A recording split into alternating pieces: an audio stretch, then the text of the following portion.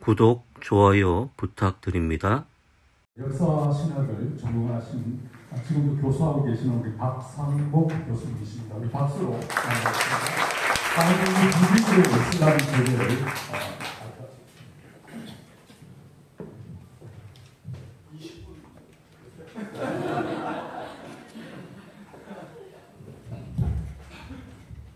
많이 반갑습니다. 그리고 이런 자리에 초대해 주신 것 감사드립니다.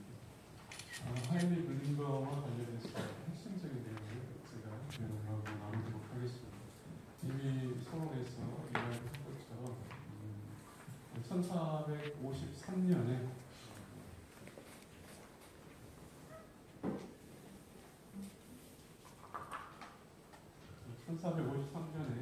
이제 콘스탄티노플이 함락이 또 1526년에 이제 헝가리 모하치에서 전쟁을 했는데 이때 헝가리 로로시 2세가 전쟁을 했습니다. 그래서 이제 동유럽 전체가 유럽의 위기, 소위 이제 오스만 터키 위기 상황에 이제 들어갔죠. 그리고 이제 1529년에 오스트리아 핀이 이제 침공을 오스만 터키가 했는데 겨우 막아냈습니다. 그래서 이제 그 가운데 기록을 보면 얼마나 치열한 전쟁이 일어났는지 저희가 알 수 있습니다. 위에서 교수님이 이제 이야기하신 것에 제가 조금 더 덧붙이면 실제로 이제 종교 개혁이 안정될 수 있었던 것도 이 이슬람의 침공과 관련이 있었습니다.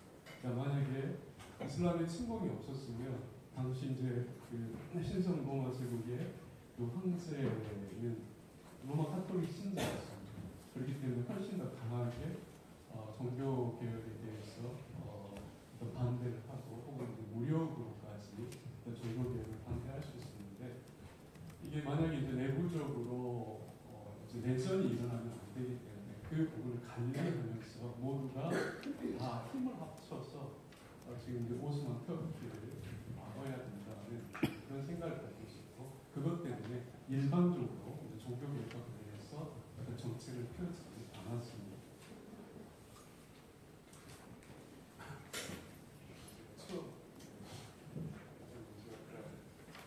로로시 2세의 상황인데 그리고 앞서 이야기했지만 그 루터의 이제 그 오스만 터키에 대한 어떤 입장인데 이 부분을 한번 읽어보시기 바랍니다. 제가 이야기하려고 하는 것은 추리 종교개혁자들이 이슬람에 대해서 어떻게 생각을 했는지 초점을 맞춰서 이야기를 하도록 하겠습니다. 먼저 치킨글리는 오스만 터키에 관심은 있었습니다. 그리고 실제로 꾸란을 읽었고요. 하지만 이제 그 오스만 터키 혹은 이슬람과 관련된 글은 쓰지는 않았습니다. 그럼에도 이제 우리 츠빙글리가 오스만 터키에 대해서 생각한 것은 이제 이런 거였죠. 오스만 터키의 침공은 유럽의 기독교에 대한 하나님의 착취이자 신여이다. 그러면서 이제 이분이 어떤 생각을 했냐면 선교적으로 이 오스만 터키의 문제를 해결해야 된다고 생각을 했습니다. 그런데 빨리 주는 바람에 실현을 못했죠. 그래서 그것을 실현하려고 했던 사람이 테오도르 비블리안입니다. 우리에게는 거의 소개되지 않았는데 이분이 실질적으로 이제 그 츠빙글리의 선교 정책에 대해서 존중을 하고 실제로 이집트 선교사로 가기 위해서 준비를 했습니다.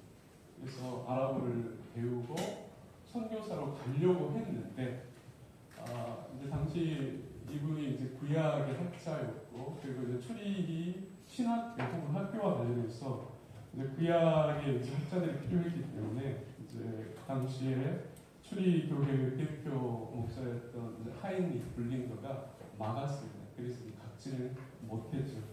대신 이제 이분이 그 중요한 책을 두 권을 이제 이슬람과 관련된 그런 책을 썼습니다. 하나가 이제 기독교의 위기를 알리는 연구에 관하여 이런 책을 썼고요. 그래서 이제 당시의 이슬람의 어떤 상황, 이슬람을 어떻게 이해해야 되는지 그런 부분들을 담고 있습니다. 그리고 또 하나가 마호멧 살았을 이영주들과 후계자들, 그게 생애와 사상 그리고 코란. 그러니까 지금 이제 이슬람의 신앙의 성격이 어떤지, 그리고 오스만 터키의 어떤 역사에 대해서, 그리고 코란의 내용이 무엇인지, 코란은 그런 내용이 어떤 것인지에 대해서 이 부분을 쓴 책입니다. 그래서 이 비블리아인데 이 책은 특별히 거의 종교개혁 당시에 백과사전과 같았습니다. 그러니까 이슬람을 이해하기 위해서는 거의 이 책을 참조하지 않은 사람들이 없었습니다.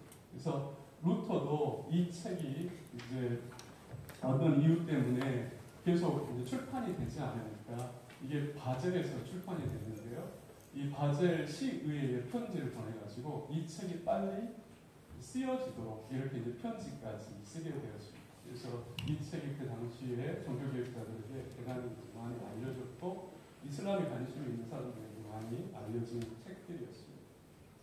그 다음에 이제 하인리 블링거에 대해서 제가 이제 살펴보려고 하는데, 제 전공이 하인리 블링거입니다. 스위스 이제 추리기에 추링글리가 죽고 나서 추링글리 후계자로 추리 교회를 대표했던 그런 인물입니다. 이제 제가 여기서 이야기하려고 하는 것이 이제 하인리 블링거가 1526년 모하치가 함락이 된 이후로 이제 헝가리 교회와 신자들이 상당히 위기 가운데 있었습니다. 그래서 이제 그 동유럽의 그 신자들이 혹은 이제 목회자들이 서유럽과 관련해서 이 시기부터 많은 어떤 서신을 보내죠. 많은 서신을 보냅니다. 특별히 이제 하인리 블링거는 이제 1550년부터 헝가리 교회와 교류하게 되는데, 이때 이제 그 당시 헝가리의 그 총리라고 할 수 있거든요. 그래서 이제 요하네스 페제르토이가 1550년 5월 25일에 블링거에게 편지를 보냅니다. 그러니까 지금 이제 이슬람의 통치 아래서 목회자들이 너무 힘들어하고 성도들이 너무 낙심되어 있다. 이 부분에서 위로를 줄 수 있고, 그리고 이제 우리가 지켜야 할 어떤 신앙의 입장이 무엇인지 좀 힘을 낼 수 있도록 그런 어떤 글을 써달라고 합니다. 그래서 이제 이 블링거가 이때 그 페제르토이의 편지를 받고 이제 바꾼 가운데서도 약 50여 장의 글을 씁니다. 우리가 이걸 목회 서신이라고 하는데 하나의 이제 그 교육적 측면이 있습니다. 이제 전반부는 이제 페제르토이가 몇 가지 질문을 했는데 그 질문에 대해서 답한 것이고, 나머지는 이제 우리의 신앙, 우리의 신앙의 어떤 입장이 무엇인가를 정리한 것이고, 마지막에는 이제 그 기도의 어떤 내용이 이제 담겨져 있습니다. 특별히 이제 그 페제르토이가 블링거에게 여러 가지 질문을 했습니다. 그런데 이제 제가 다 소개는 하지 않고 이슬람과 관련된 두 가지만 제가 소개하려고 합니다. 근데 이제 이 질문은 실질적으로 이제 그 종교개혁사와 관련된 이제 종교개혁 책에는 나오지 않았습니다. 사료들을 보면 많은 동유럽의 목회자들 그리고 의식 있는 사람들이 서유럽 이제 목사들 아니면 이제 신학자들을 위해서에게 이렇게 이제 질문을 했던 내용입니다. 그러니까 지금 이제 블링거가 이 받은 내용도 실질적으로 그 당시에 계속 동유럽에서 질문되어 왔던 것들을 이제 받은 거죠. 그래서 하나가 뭐냐면 터키로 잡혀간 부인이 이제 헝가리로 돌아왔을 때 남편의 이주문은 어떻게 처리해야 하냐. 이게 어떤 의미냐면 지금 이제 오스만 터키에 의해서 결혼한 그 가정이 그리고 아이가 있는데 거기에 부인이 잡혀가요. 근데 실질적으로 이제 그때 이제 남편들은 부인들이 안 돌아올 줄 알고 결혼을 해버린 겁니다. 나쁘죠. 그런데 이제 몇 년 후에 다시 부인들이 돌아와요. 돌아와가지고 보니까 문제가 뭐냐면 이미 남편이 아이를 혼자 키우기 힘드니까 결혼을 한 상태예요. 그래서 이제 이 문제에 대해서 어떻게 해결해야 되느냐. 그래서 사실은 이게 당시 이제 오스만 터키 지배 아래 있는 동유럽의 신자들과 관련해서 심각한 신학적 문제였고 신앙적인 문제였습니다. 블링거가 이제 이 부분에 대해서 유감스럽게 답을 하지 않았습니다. 그러니까 답을 할 수 없었던 것이 아니라 이제 1540년에 블링거는 기독교 가정이라는 책을 쓴 사람이에요. 가정에 대한 전문성을 가지고 있던 사람이에요. 그럼에도 쓰지 않았어요. 그리고 이 질문은 앞서 말씀드렸지만 불린거만 받은 게 아니라 다른 종교 개혁자들도 받았는데 답을 하지 않았습니다. 왜 그러냐? 첫 번째, 답을 한다고 해가지고 이것이 해결될 수 없다라는 거죠. 만약에 신학자들 간의 입장 차이가 있다고 하면 이게 또 다른 어떤 유럽에 있어서 분란을 일으킬 수 있다라는 그런 생각 때문에 답을 하지 않았고, 또 하나는 이제 거의 대부분 이제 학자들이 이 부분에 주목하는데, 당시 이제 작성의 선제로 필립이 이주문자입니다. 실질적으로. 그래서 당시 이제 서유럽에서 이 필립은 아주 적극적으로 종교 개혁을 지지했던 사람이에요.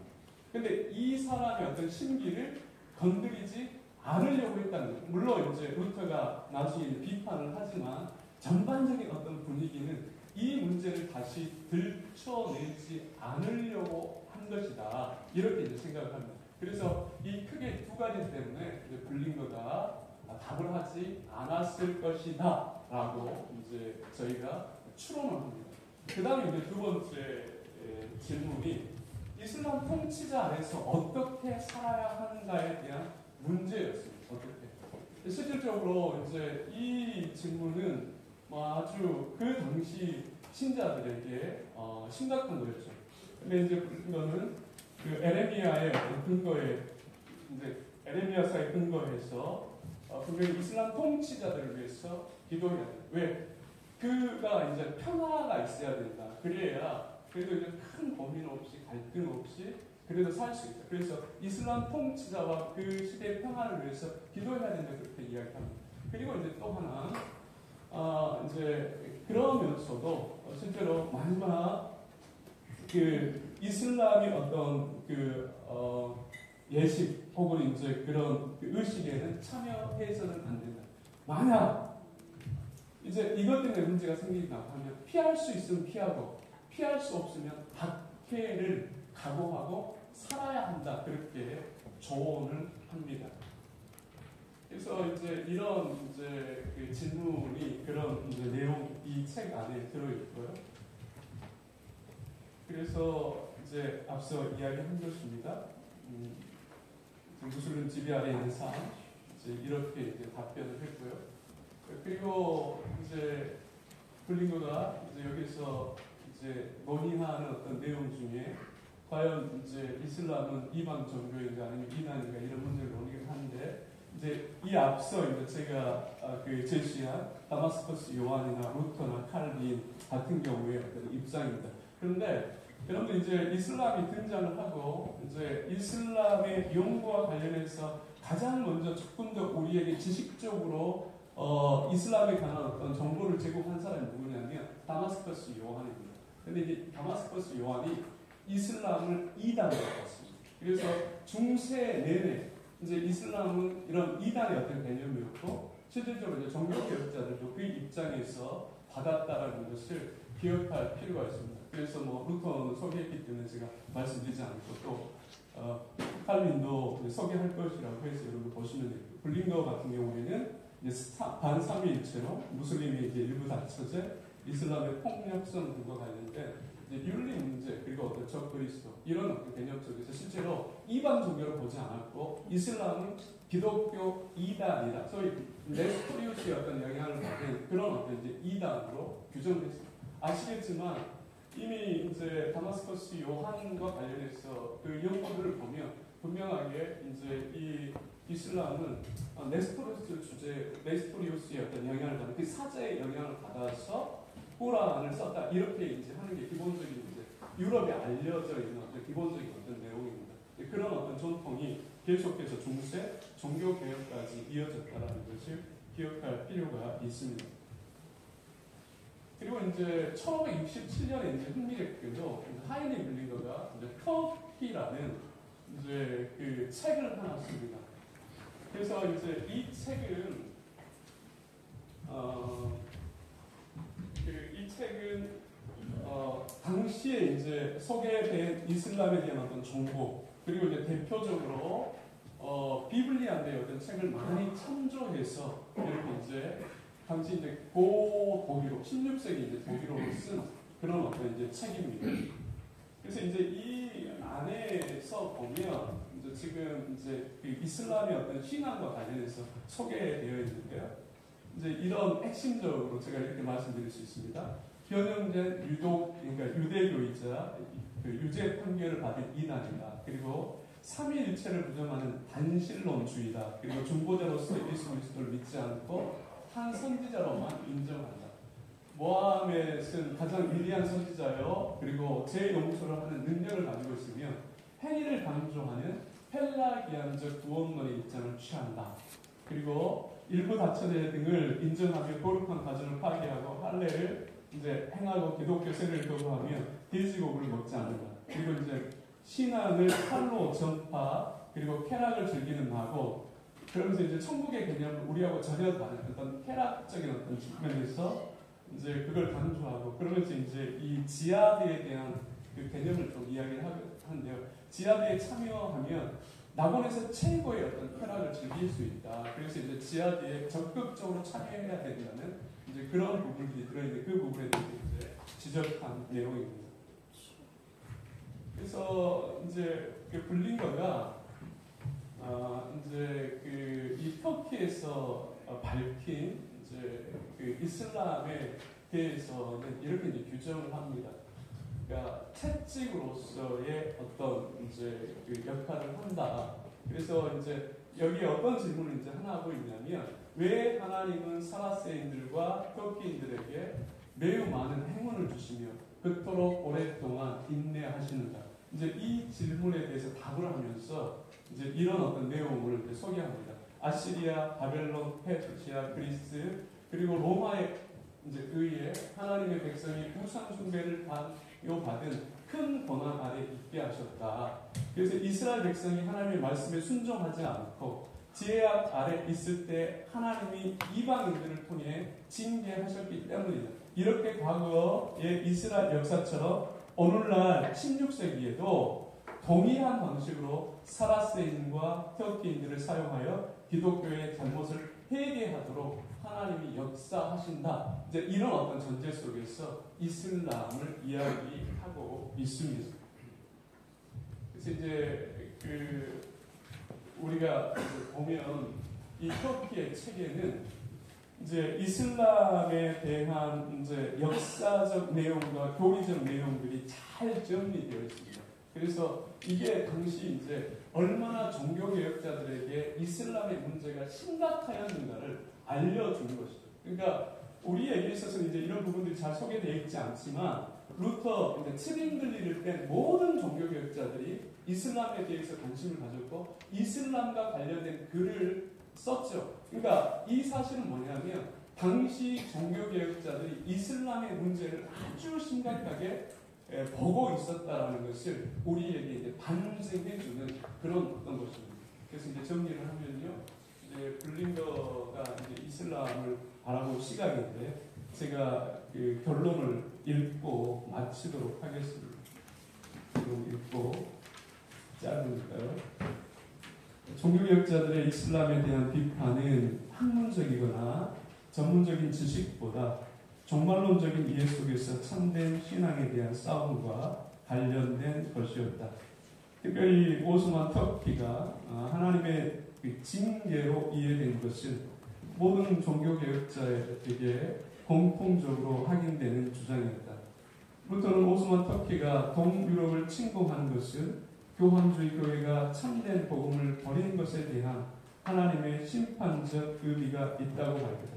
그러니까 지금 이제 그 종교개혁자들이 지금 이제 그 유럽 기독교에 대한 채찍이라고 했을 때 개신교도들은 로마 카톨릭의 타락을 탓했는데 반대로 로마 카톨릭은 개신교 교회를 분리했기 때문에 이런 일이 일어났다라고 지적하고 있습니다.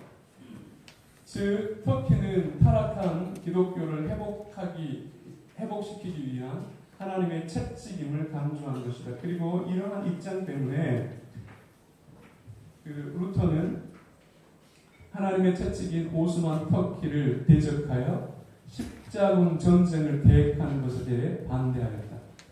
신자들의 책임은 전쟁을 하는 데 있는 것이 아니라 오히려 회개하고 기도하며 그리고 참된 복음을 묵상하는 데 있다고 주장하였다. 추리 종교개혁자들도 루터의 생각과 크게 다르지 않았다. 선교나 하나님의 섭리 속에서 무슬림들이 참된 종교로 개종하는 것을 기대했기 때문이다. 전체적으로 볼 때 블링거의 입장도 이와 크게 다르지 않다. 오스만 터키가 유럽과 기독교의 큰 위협이라고 해도 하나님의 섭리 속에서 벌어진 것으로 이해하였다. 전쟁의 대상이 아니라 우리 자신의 제약을 직시하고 회개하는 성격으로 이슬람 문제를 평가한 것이다. 분명히 블링거는 이슬람을 잘 알아야 한다고 생각하였다. 그리고 그 지식을 통해서 이슬람이 어떤 종교적 성격을 가지고 있는지 분명히 인식하고 경계할 필요가 있다고 강조하였다. 기독교의 한 이단으로 규정하면서 신자들로 하여금 이슬람의 거짓을 보게 한 것임을 알 수 있다. 물론 블링거는 이슬람을 하나님의 도구로도 인식하였다. 구원에 대한 여지와 상관없이 어떤 식으로든 관심의 대상이라는 것을 분명히 한 것이다. 이제 이러한 이해는 오늘날 우리가 이슬람을 어떻게 상대해야 하는지를 알게 하는 한 인식을 제공한다고 볼 수 있습니다. 이것으로 제가 한번 마치겠습니다.